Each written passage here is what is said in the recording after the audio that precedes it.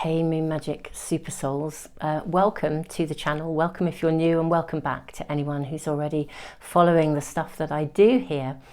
Today we're going to learn how to use a moon diary, and it doesn't matter whether you're using my Manifest with the Moon Astro-Moon diary or you're using a different one. Exactly the same principles apply, so you'll be able to use the knowledge in this video to really learn how to kind of align your, your energy with the incoming influence of the moon, to really kind of harness that.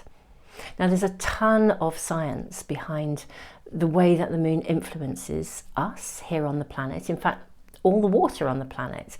You know, we know that it's actually the sun and the moon combined. It's not just the moon. We know that the sun and the moon combined, it's their energetic pull, can actually move our oceans. Well, we are each made of approximately 75% water. And it kind of figures that as we're seeing an increasing amount of research that is showing how much the magnetic pull of the moon and the sun affect the water on the planet, it has to have an impact on us as well. And many people will be able to tell you, I certainly can, from our own experiences where we observe ourselves and the way that our energy levels or our state of mind or our emotions kind of fluctuate really aligns with the consistent movement of the moon. When you're aware of this, it gives you an element of empowerment, really. Because if you know at a certain point in the moon cycle, or when the moon is in a particular sign, that affects you in a way that could either give you greater drive and greater energy or diminish your energy, you can kind of work around that. You can plan with awareness. So I think the best way to talk you through this is to shift the camera down.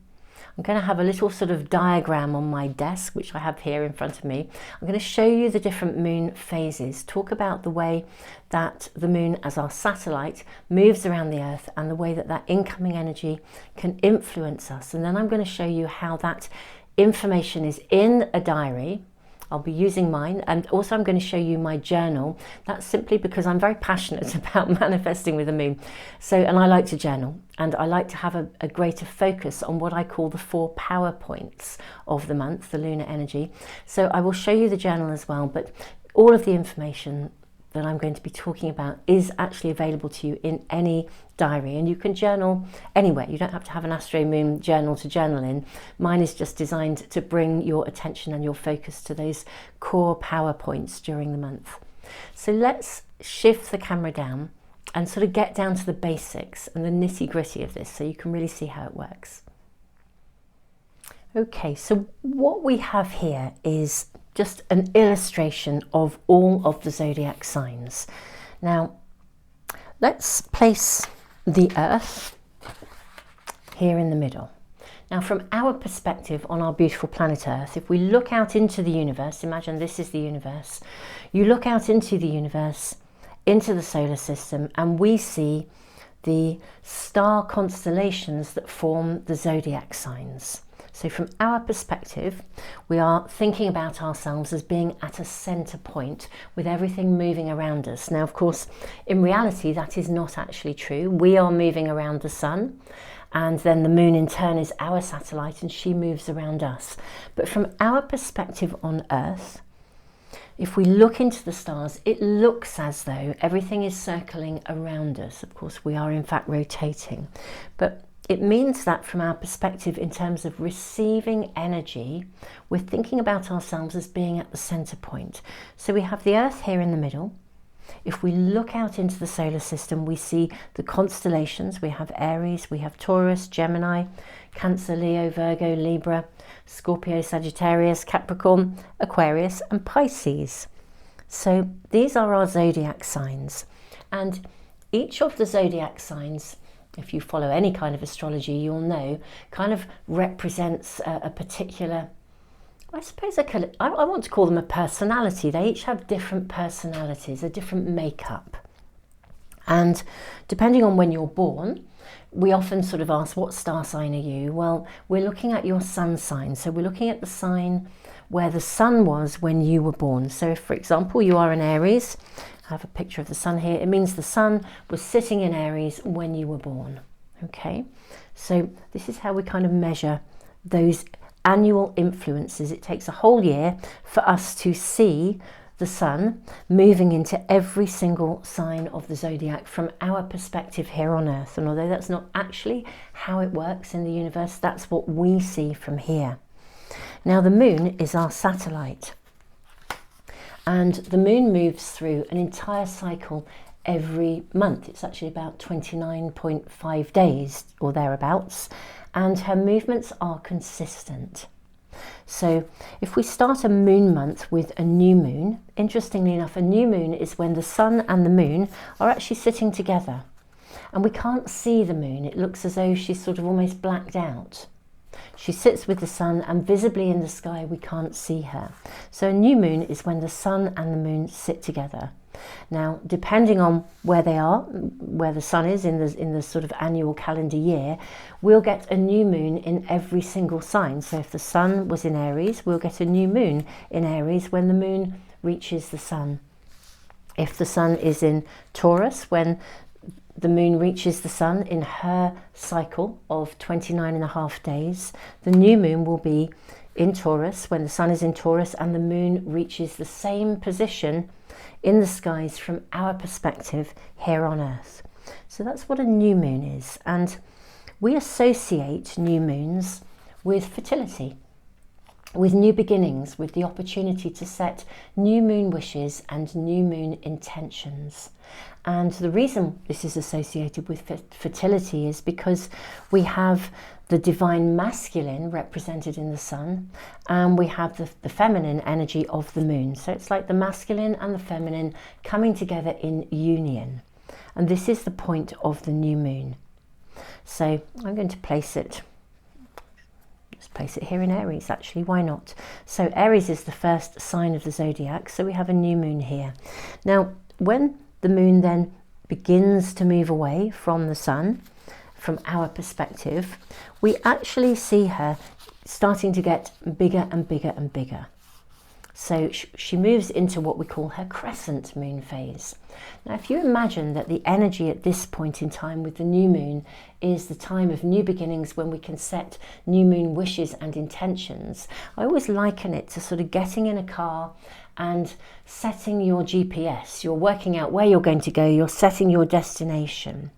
When we move into the crescent moon phase, the energy is starting to get going. The moon's energy, instead of sort of being at this point of fertility, we now need to do something with the energy. She's starting to get bigger, and we'll see that in these images. So we then move into what we call the waxing crescent moon. Waxing means she's getting bigger.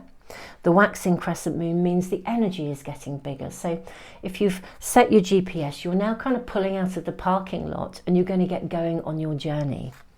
So the waxing crescent moon has that energy of beginning to get going. The moon will then reach what we call her first quarter point. And the first quarter point is effectively, in fact, just for ease of visuals, I'll leave that sitting right on this cross point here. Now, for the quarter point of the moon, the first quarter, is basically sitting halfway between the new moon and the full moon, which I'll show you in a moment. Now, a quarter moon and the first quarter particularly is about evaluation. It's kind of like you've set your targets, your goals, your wishes, your intentions for the moon month. The energy is starting to get going. As we move through the crescent, the waxing crescent moon phase, we then get to the quarter moon, where we can sort of evaluate. We can see, are we on track? Is there anything else we need to do? Is there anything else we need to notice? Are there any hurdles we need to overcome in order to continue on our pathway for the coming moon month? So this is a point of evaluation. And it's actually a 90-degree point between the new moon and the full moon position. The moon then continues in her waxing time. She's getting bigger and bigger and bigger. In fact, this is the way up. We look at it in the sky from our perspective. We see then the waxing, what we call the waxing gibbous moon. So she's beginning to get bigger and bigger and bigger. Her energy is building. This is a time in the moon month when the energy really supports us in kind of really being quite active, making things happen. So if you are working on manifesting something, or you're wanting to move something forwards, this is a time to, I would say, to generally speaking, plough ahead. Now, if there's stuff going on in your world that you're trying to slow down, you might feel at odds with the energy, which means it's really helpful if you understand it, because you can kind of work out how best to utilize this growing energy. You may want to invest it in research or something that's productive but not so physically active. On the other hand, you might be doing stuff where you really want to be out there and making it happen, in which case being very physically active during this time will really, pay dividends. You'll be in alignment with the energy. The moon then reaches her full moon point. Now the full moon actually is when the sun and the moon, let me move our new moon here, when the sun and the moon sit opposite each other. And that means that the moon is literally illuminated by the energy of the sun. Now, many people, you may have had this experience yourself, but there are many people in the world who will tell you that the full moon can be quite emotional. I have spoken to numerous people, as well as having my own experiences. We often do find a full moon brings heightened emotions. It's there to illuminate things from a spiritual perspective. It's there to help us to see what we need to see in order to move forwards. But that can sometimes be quite emotional, quite powerful, and leave us feeling as though, there's kind of a lot happening. The kinds of people that I've spoken to who've really openly shared their experiences. Do you know, the very first time I heard about the moon was my driving instructor when I was 17, which is clearly a long time ago. And he actually said, I'm not going to book you in for your first driving lesson at the time of the full moon. He said the roads are crazy. Everything's all over the place. He said, I never take out brand new drivers around the time of the full moon. That was my very first experience or a reference point to the energy of the moon and the fact that it might have an impact on us. Other people I've spoken to are paramedics, people who work on mental health wards where emotions can run very high. I've spoken to bouncers who have said, actually the full moon is really a very challenging time. We always have extra staff on the door. So many people have associations with the full moon as being a time of kind of heightened emotionality. The moon then begins to diminish from our perspective. So we're still in what we call the gibbous phase, but we're now moving into the waning gibbous phase. Now the waning gibbous phase, we then look at the moon from our perspective, she'll look this way round. The waning gibbous phase, I sort of feel if you consider, let's say you're on your journey, you've started at your starting point. Let's say instead of being in a car, you're in an aeroplane. You have done the full throttle up to full altitude. I always feel now, having reached that altitude, you can ease the throttle back a little bit and kind of integrate anything you've been shown at the full moon into your world in a practical way. The momentum is still with us. I spoke with somebody just the other day who said she often finds there's a bit of a kickback just after the full moon. And I think that's often because there's been some maybe stuff that we needed to see. And then it's kind of like, well, what do I do with this? How do I integrate this into continuing to move forwards? But it's often a time when we can really achieve what I would call steady progress. The moon then reaches her last quarter position. I'm going to place that here. So we have the first quarter here, the last quarter. You can see we've got this sort of 90-degree angle going on here. So time to review again. A different energy though with the last quarter to the first. I always think the first is what obstacles do you need to overcome, or what do you need to step up into to accelerate, to keep going, because the energy is rising. Now the energy is diminishing. And so we're really looking at, I always feel it's a bit like having an annual review And it's a really good time to have a sight meeting with yourself, actually. I have regular sight meetings with myself, but the last quarter is a fabulous time to really sit down and have those conversations with yourself and observe what's going on around you. The last quarter is like a review point. I think it's a bit like sitting down at work and having that annual review where you're having an evaluation rather than looking at what do I need to do to keep going and really move forwards and accelerate further. This is, right, let's really take stock. Where are we? Because it won't be that long before we get to a brand new moon with the opportunity to set new moon wishes and intentions and start a whole other phase of evolutionary growth. And so this is a great time for review, for evaluation, and also very much to kind of look at, I feel, to look at ourselves. If we think of the first quarter as onwards and upwards, I think the last quarter is onwards and inwards. You know, we're looking inwards to see what we ourselves can do to really continue on our way in a fruitful manner. Are we navigating the world to the best of our ability? Are you walking your talk?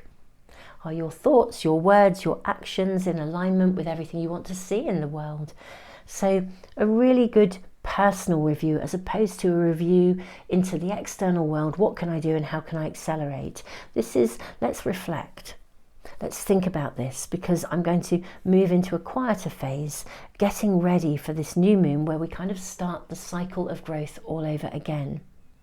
You know, we measure time as human beings in a very linear fashion. You know, we often think of, you know, life has a beginning, a middle bit and an end. But the natural world doesn't really work in a straight line. It tends to move in circles and spirals. So the moon then reaches her last phase, which is the waning crescent phase. So she's waning, she's getting smaller and smaller, and she's now getting into her crescent position. So we have the waxing crescent, the waning crescent, and this is heading down into this new point of renewed fertility. I think with the waning crescent, for me it's a very interesting period within the moon phase, because I can kind of tie up loose ends, I can cross the T's, dot the I's, I can knuckle down actually and make significant progress, whatever I'm doing, because I'm kind of wrapping things up, I'm organising things. I always feel it's quite a diligent phase of the moon for me. The energy is slowing down, so I have more opportunity to be very present as opposed to sort of wanting to get going. The energy isn't about wanting to get going, it's about diligence, perseverance, seeing it through to the finish line. So that for me is the kind of energy that I feel when we move into the waning crescent moon phase.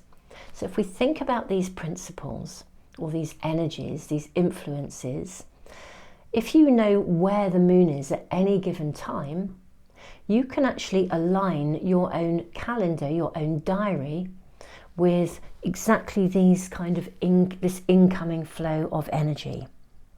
Now there's another layer to this that I'm going to touch base with first, and then literally I'm going to open the diary and really we will look at how this works and how you can use it.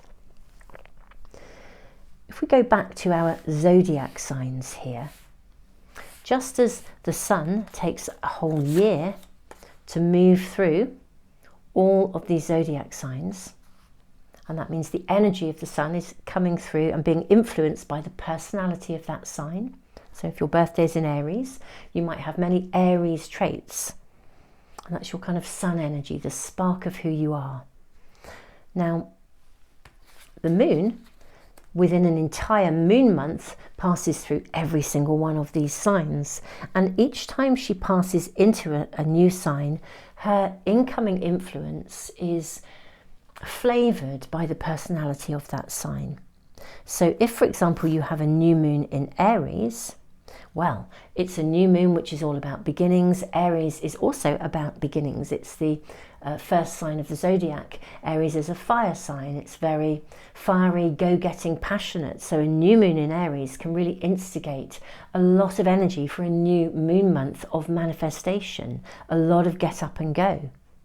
If, however, we have, let's say, a new moon in Cancer, this is much more about nurturing. There's a much more gentle, nurturing, feminine energy to Cancer, much more emotional, whereas Aries is much more masculine, go-getting and fiery. So the personality of the sign is also going to collaborate with the influence of the moon phase. So going back to what I've just said, depending on where the moon is at any time in her moon month, you are being affected by that rise and fall of lunar energy, and also in turn that is being influenced by the personality traits of that particular sign.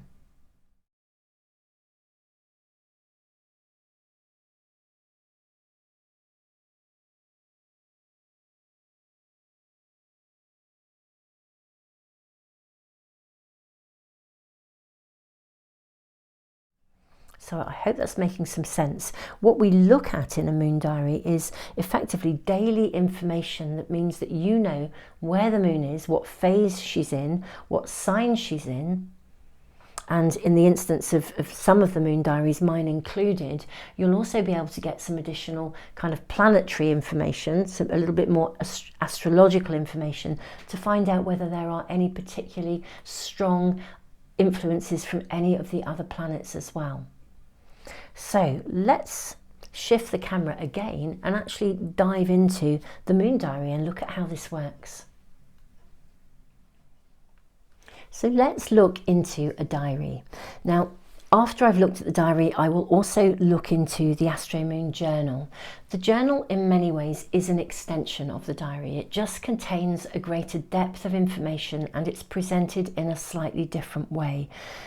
The Manifest with the Moon diary will have information in it that is the same as many other moon diaries. Every moon diary kind of has its own unique way of presenting information. Some will have more astrological information in them, others will just have the basic moon stuff. Mine sits somewhere in the middle. There's quite a lot of information, but I'm not really using astrological jargon. I kind of wanted to make it accessible for anyone to use. But I think with moon diaries, you need to kind of shop around a bit and find the one that's right for you. The principles of using a moon diary are all exactly the same, whichever one you use. In a moment, I'll show you the journal. This actually just focuses on what I call those 4 key power points in the moon month, which is the new moon, the full moon, and the 2 quarter moons. And I've also drawn on the kind of wisdom traditions, really, Celtic tree lore, Native American tribal moon understanding, to kind of add depth to each of the different moon cycles throughout the year. But I'll come back to that in a moment. Let's look into the diary. So most diaries, as I said, will have some information that is similar. In mine, I've kind of focused on manifestation. So there is some information about the different sort of phases and stages of manifestation and how they align with the phases of the moon. So that's quite useful if you're very interested in actually manifesting, actively manifesting with the lunar energy. That will apply to some of you, but not all.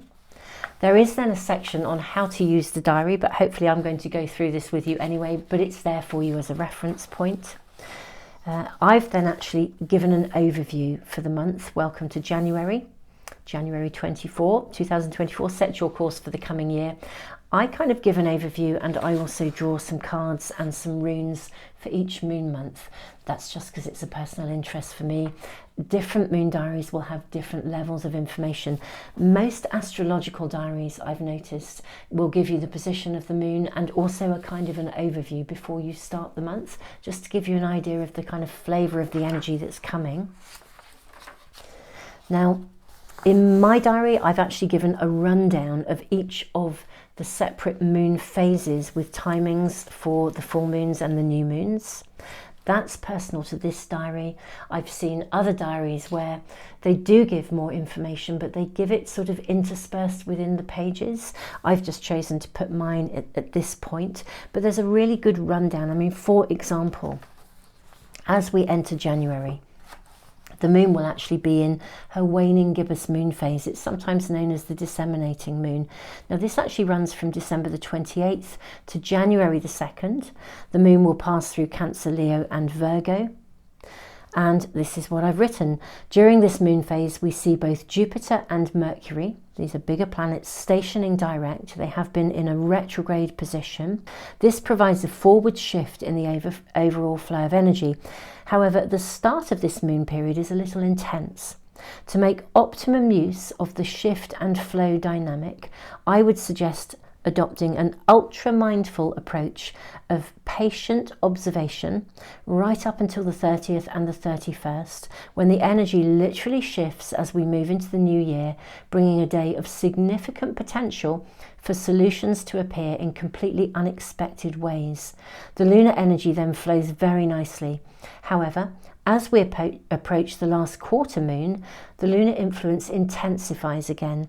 So if anything shows up that isn't in flow or in balance in your world, be sure to take note. This is good information. It's arriving with purpose. So this is something that is within my diary. Some others will have similar. I've really tried to give you an overview of each of the moon phases. We then move to the last quarter. The influence of a last quarter naturally invites you to step up, walk your talk, and be the change you wish to see in the world. And again, I've gone on to talk more about it. It's actually in Libra, harmonious Libra, with a very distinctive karmic feel to it. So we have the moon in Libra for this last quarter.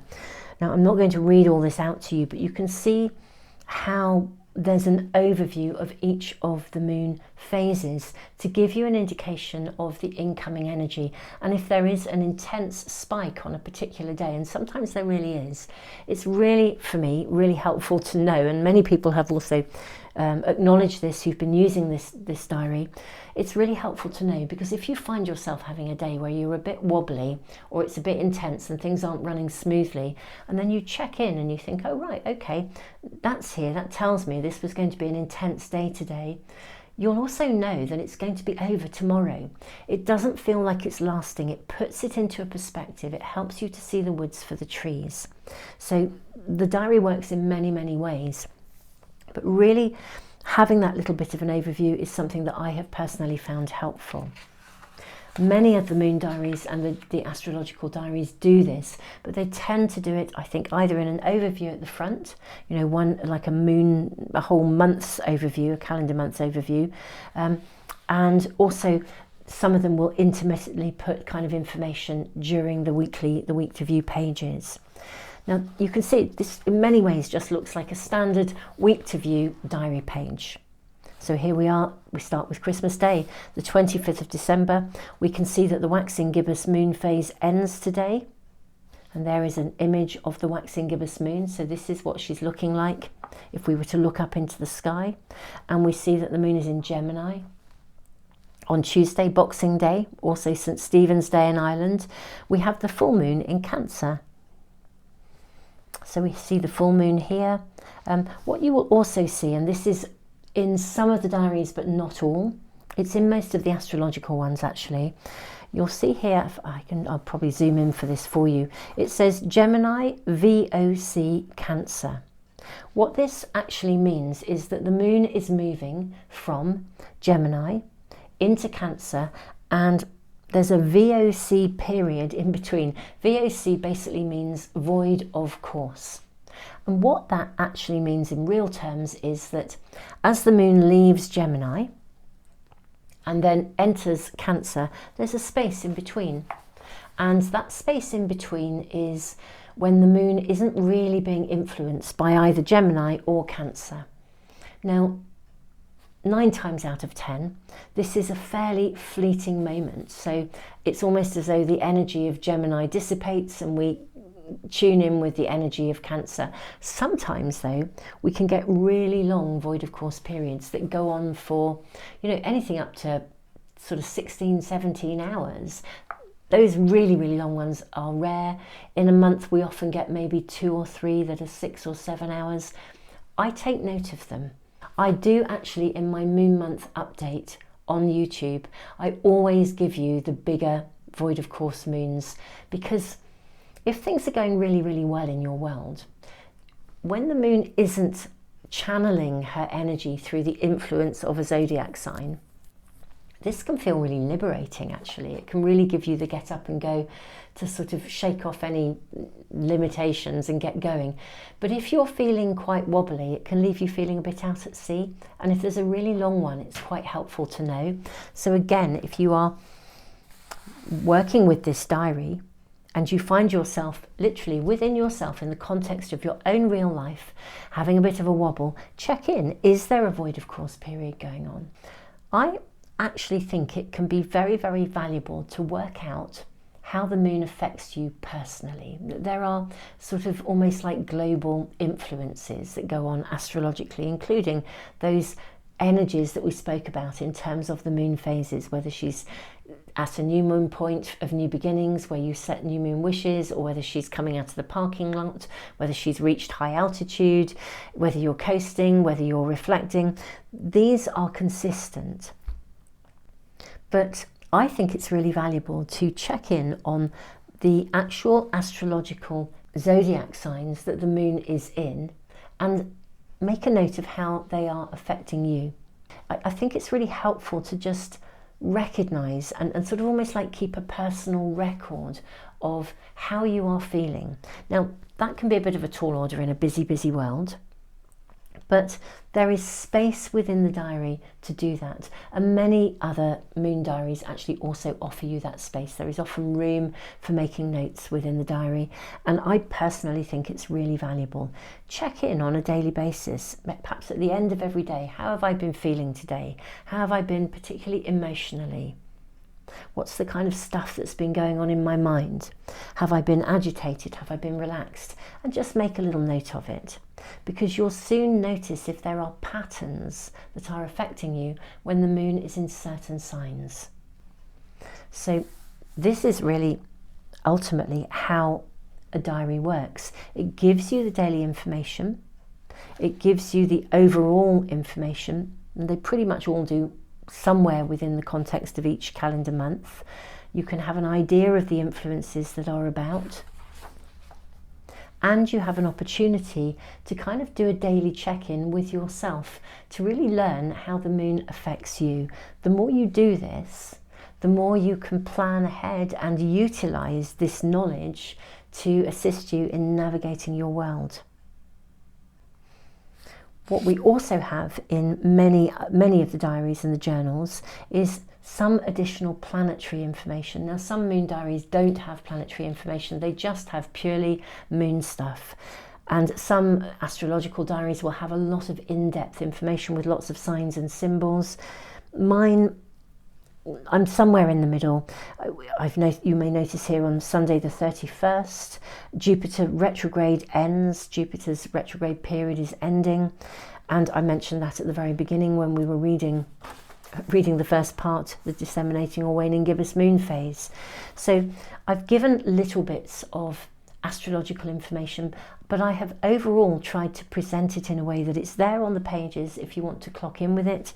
It's there in the overall information about the different moon phases, but I've tried to talk in, I guess, in sort of plain English really, so that if you're not an astrological buff, you're interested but you don't know much about it, or you just want to learn about the moon, the information of the overall flow of energy is here for you, and I hope it's fairly accessible.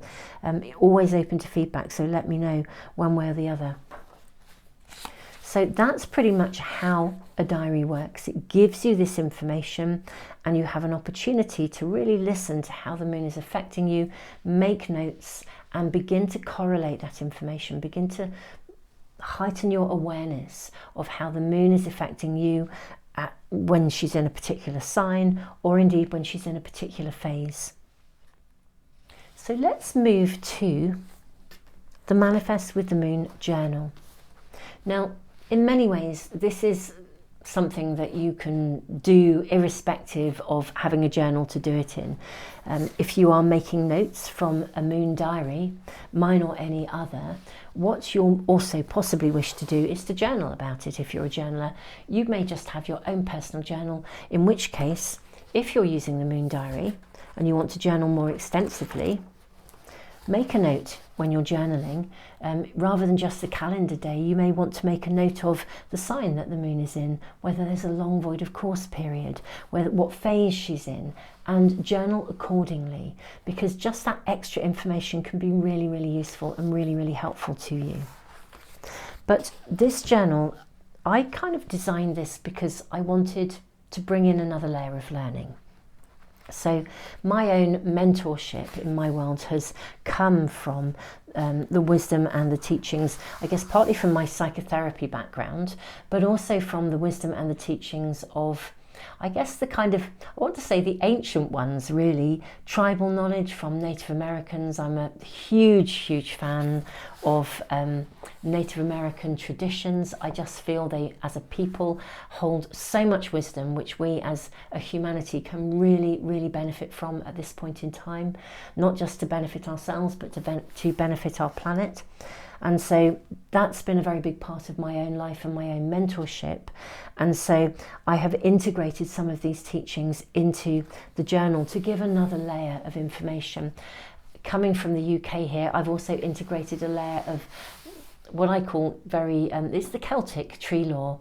I'm very passionate about the countryside here, and I have spent, many an hour with many a tree.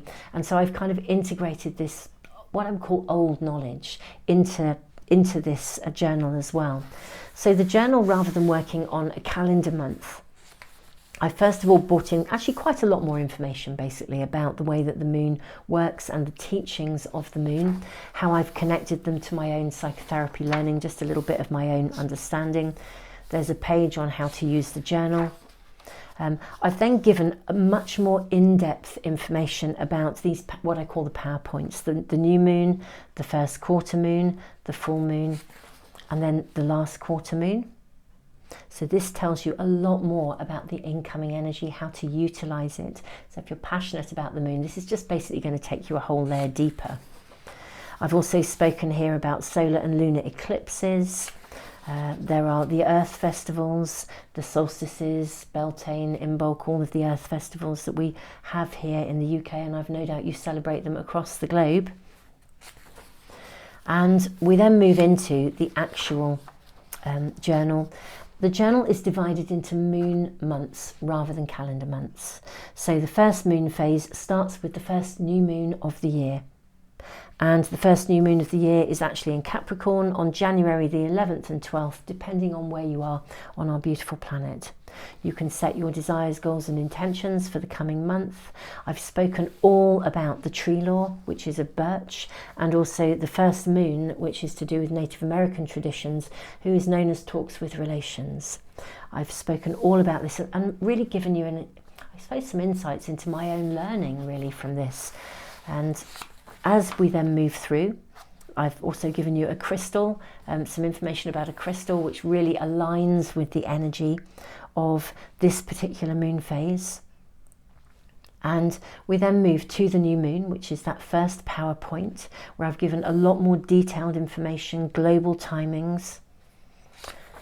I've then made 2 pages here for your 10 new moon wishes and your 10 new moon intentions. And again, you don't need a journal to do this. You can write them anyway, but I find it helps me to have a focus. Now, new moon wishes and new moon intentions are actually different. People often lump them together. They talk about wishes and intentions as if they are the same. Now, I see them very differently. A new moon wish is something you desire. You are using the energy of that fertility, the masculine and the feminine coming together. If you remember right at the start, we talked about the new moon when the sun and the moon come together. It's an energetic point of fertility, of new beginnings. So the timing is perfect to set new moon wishes. The law of attraction tells us, science tells us, that what we think is what we create.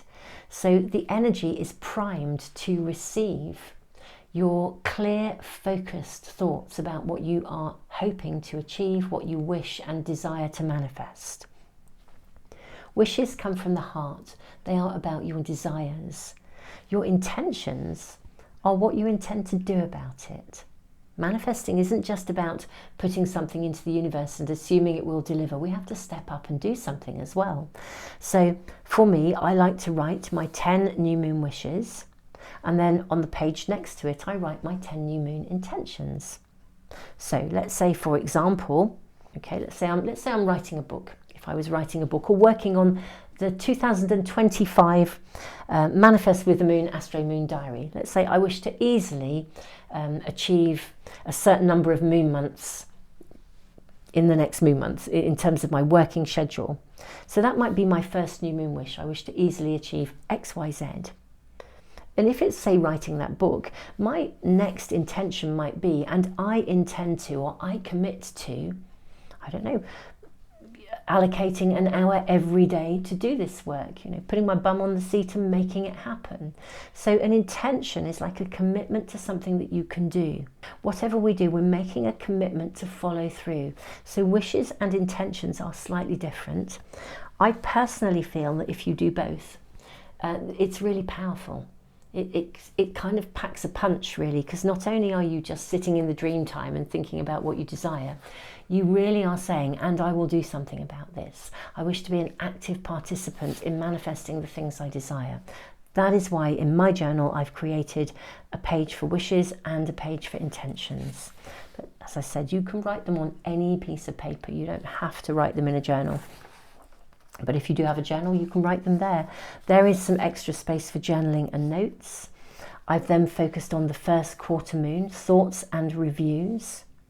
And I've written a little bit about it. The energy of the moon is now building and gathering momentum. We see her getting bigger and bigger by the day.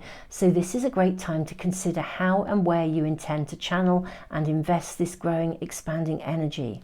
Look at where you are in your manifestations and your personal learning. What is showing up in your world right now? What is calling for your attention, and what do you need to prioritize? Where should you apply your greatest focus? It's a point of evaluation. So the purpose of bringing these into the journal was really just to help to assist you in aligning with those key dates as the moon month progresses.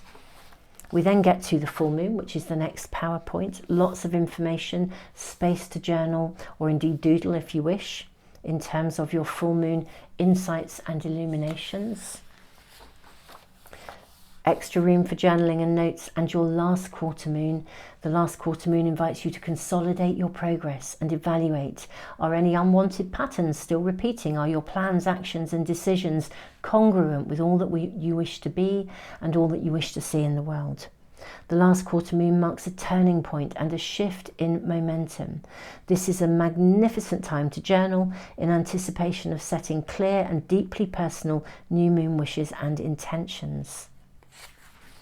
We then have space for journaling and notes, additional journaling and notes, before setting your desires, goals and intentions for the second moon phase, because we are working with moon phases in the journal rather than our calendar months. And every moon phase, or every moon cycle rather, begins with the new moon.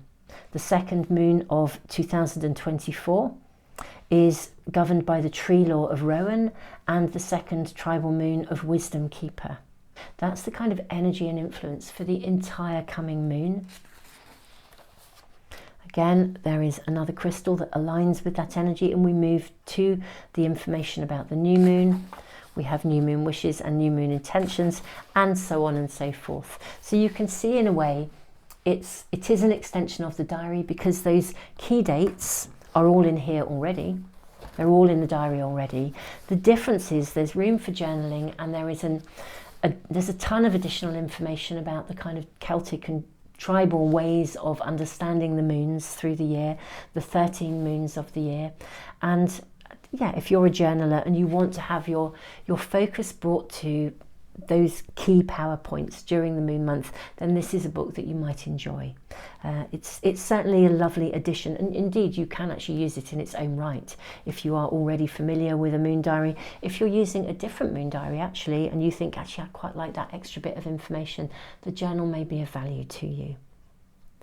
So beautiful souls, I hope that this is giving you enough information to have an idea of how to use the diary and the journal.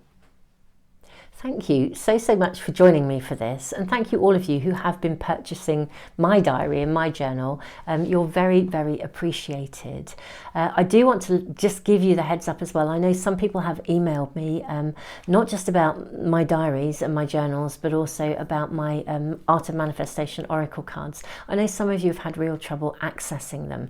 Amazon won't ship to everywhere in the world. So I have very good news for you. There's a store here now in the UK that has just opened up. They will ship the diaries and the journals worldwide to you, wherever you are. They actually now have signed copies, so if that's something that you feel you would like or to give someone as a gift, they are available from that store, and I'll put the link in the description box below. And they are also shipping out globally the cards as well. Loads of people have contacted me to say they're not on Amazon anymore. They're not at the moment. They will be, because this store will actually be loading them onto Amazon too. So shortly you'll be able to access them, and you can still buy the cards from an independent supplier in the States and in Canada. So I will put the links to all of those in the description box so that you can sort of dive in and check them out if you are wanting to sort of have stuff shipped to wherever you are. Yeah, do check out those links, and just thank you all for being here, and thank you for looking into this kind of stuff. I actually do feel in alignment with, let's say, tribal knowledge, Native American wisdom. I sort of feel like they are the wisdom keepers of the earth, the tribal peoples. They've never lost touch with what it means to live in alignment with nature. And globally, humanity has gone pretty much off track. I think that's a fair comment, and I think many would agree with me on that one. If we can each learn to align our rhythms and live in a way that is much more harmonious, I think that has an impact. Everything we do has an impact, not just on our own lives, but on everyone we come into contact with and on the world around us. And these books are really tools to assist you in doing that. The one thing I've actually really learned from, I guess, my passion about learning to listen to the moon, not just from a manifestation perspective. I mean, this is a word that's bandied about so often in terms of, material abundance, but in terms of personal well-being and personal happiness, and living life in a way that feels like it flows and feels harmonious and kind, not just to me but to everyone. Listening to the moon has really been very transformational for me, and I love sharing this information, because I just think that the more we can do to assist ourselves and our world collectively, global humanity and our beautiful planet, then, we're leaving a better future for future generations. So thank you all of you for listening in. I do hope you enjoy this webinar. I hope it helps you, whether you're using my moon diary or someone else's. They are all wonderful tools, all of them, and they are there to assist you and help you to realign your own energy on your own world in a way that will enhance your daily living. So, beautiful souls, thank you for joining me. Do check out the links below if you're wanting to purchase these or anything else that might be available to you. Just go check out stuff, have fun, and have an amazing Christmas and an amazing New Year, and in fact have an amazing 2024. And I will see you again for another video, maybe some readings or something else that I'm doing here. Do check out the moon month that I do every month as well here on YouTube. That will give you the rundown in video form of the overall energy. So if you're not purchasing a diary but you're still interested, I don't mean necessarily mine, anybody's, if you're thinking that's not quite for me but I still want to know a bit more, do check in on those moon month updates, because loads of information is there, including those long void of course periods. Beautiful souls, thank you for being here. Tons of love. Have an amazing 2024.